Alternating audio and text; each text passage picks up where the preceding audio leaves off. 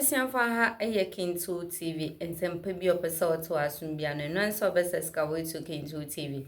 Now, wash out to other platform, Mama comments or comment section. I say, my rain fish to say, will be good notification by the summer and send me at the broken to TV. No, I first race in 1 year and 78 when I castle a warm maganimo. Mamma who send your bath for me, ya bet my conya, it's na hard dear.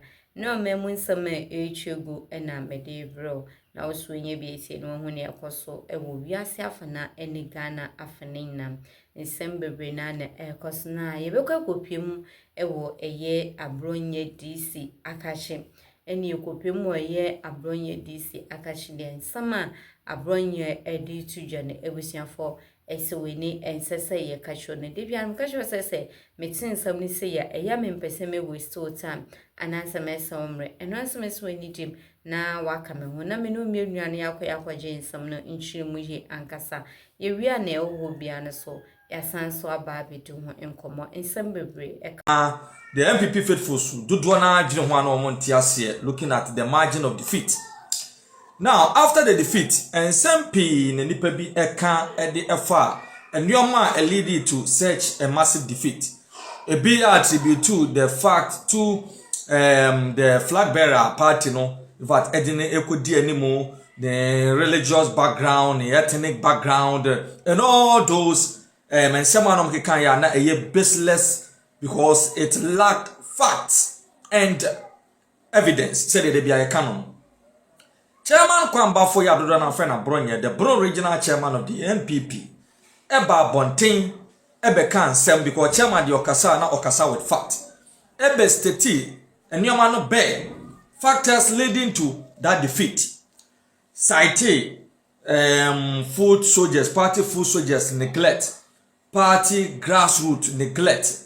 Edidija, Kwanya, some former executives of the party yadomo efa so afei some former elders of the party kwan efa so ja omo si nchen during the campaigning process and a host of others ewi akire no na chairman Kwambafo assign the suggestions to dwa say oni party penifo akasa ya wa elaborate some measures osusu say going forward I was a party no edi ewura party ni constitution mu an amended constitution a best solve modern day problems have political parties that it in your man ye editugu ampa ene the new patriotic party ewo here in kind the party's head office but I inaugurated the newly amended constitution and on a party no edi be ye juma going into the 2028 general elections ya wutie mpanimfo a edi nsem to dwa benim se ba bia chairman Kwambafo Abronye will be an enibeji yepa because and nioma hodo a obobo so no enei penifo ajatum ama no ebe yadwuma in the newly amended NPP's constitution. Tiyabeko ne yakoti NPP General Secretary Justin Fripunkodia nsem kakra odi to dwa during the inauguration of the new patriotic party's newly amended constitution. Our amended constitution.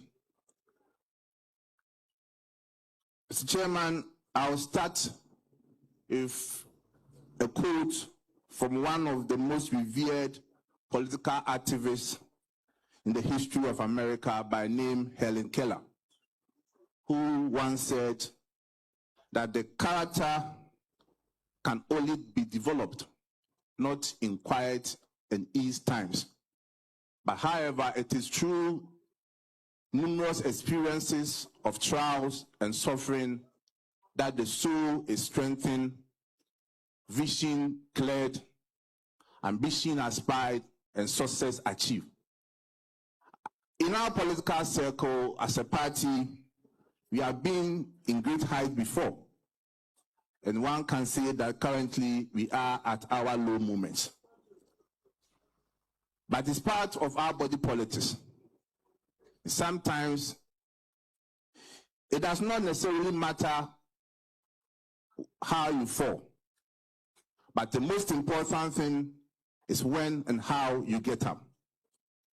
And I can assure you, following our defeat on December 7, 2024, so many decisive, so many ruthless but necessary decisions have been taken, or in the interest of our party, and to bring back us to power, inshallah, 2028.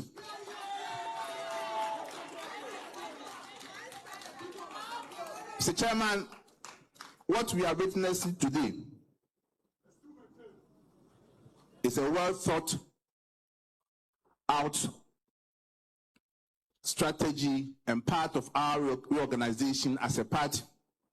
You all recall, when we lost the elections, many of us were in despair state, to the point that there were several accusations and counter-accusations. But the party, in the midst of all the turbulence, constituted a committee chaired by revered Professor Michael Quinn, what we refer to as review committee, to go around the country to solicit views, comments from the rank and file of our party as to why we lost the elections. They submitted their report, and after they have submitted their report, the party immediately constituted an amendment committee chaired by Lawyer Frank Davis to look at the various aspects of our constitution that needs amendment, and those areas that have not been captured by our constitution, to bring the constitution in real time to deal with current and future situations.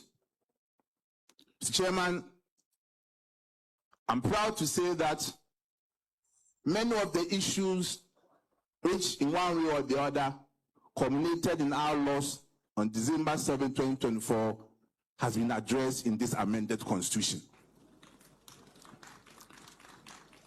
We all know that one of the reasons why we couldn't get the needed votes to win our elections was apathy in our party. And it also stemmed from the fact that there were several former party executives who felt that they were neglected because they were former executives. But in our current constitution, I'm proud to say that we have expanded our electoral college to make room for former party executives, at least at the constituency, regional, national level, and even former members of parliament to have a voting right. All these are done to address the issue of apathy in our party. You also recall that in the elections, many people criticized our party communication. And there were issues that we've done so much, but we were not communicating our achievement, and there was lack of coordination even among the various communication directorates. Mr. Chairman, I know our revered historian and authority on constitutional law is here, Professor Michael Quinn. But Prof, you agree with me that one of our shortfalls or struggles, even from our forefathers when UGCC was formed, had always been on how our tradition been able to deal with propaganda and lies from our opponents. At least, I'm proud to say that with this new constitutional amendment, we have painstakingly looked at how our communication has been run in the past, even from the time of UGCC to date. And we have made reforms to make sure that we address issues of communication and prevent our opponents from always going with propaganda against our party. Mr. Chairman, I'm also happy that our party never again will we take security for granted. And indeed, with what happened in December 2024, the party going forward will forever take our security and intelligence as a very serious tool in our body politics. Mr. Chairman, indeed, our problem has been on how to pass our tradition from one generation to the other, and how to recall the struggles of our forefathers, document it so that the current generation, future generation will be proud and learn our history.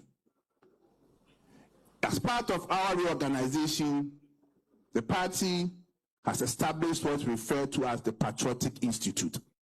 Mr. Chairman, I pray that we all live long to witness the work that the Patriotic Institute will be doing in the coming years.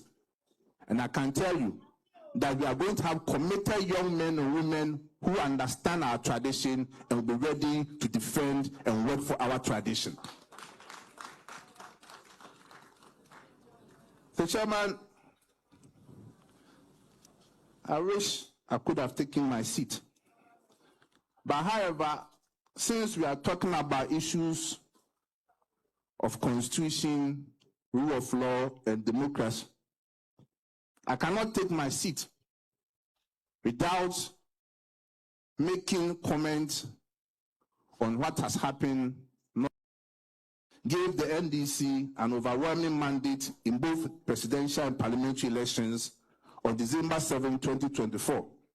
And as a party, we respect that decision. This overwhelming mandate comes with huge expectations from the Ghanaian people, who are rightly so, expecting the NDC to tackle the issues of unemployment with their formula 133 as they promised during their campaign. The people of Ghana are expecting the NDC to tackle the issues of Collàpse, which is now worsening under their watch, posing an existential threat of our very survival. Mr. Chairman, nearly a year into their tenure, none of these have materialized. Instead, we have witnessed escalating abuse of incumbency and state-sponsored intimidation of political opponents and the media. We have seen of money from the state. We have seen attempts to capture state institutions, including the judiciary, and efforts to usurp parliamentary seats we have won or they have legitimately lost.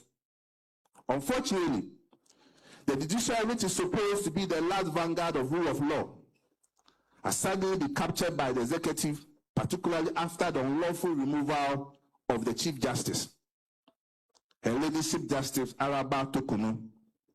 Today in Ghana, judges fear to dispense justice according to the law, because they fear they may also suffer the same fate as Justice Tokono. Shockingly, some judges now invoke the words of dictators such as Idi Amin, with a famous pronouncement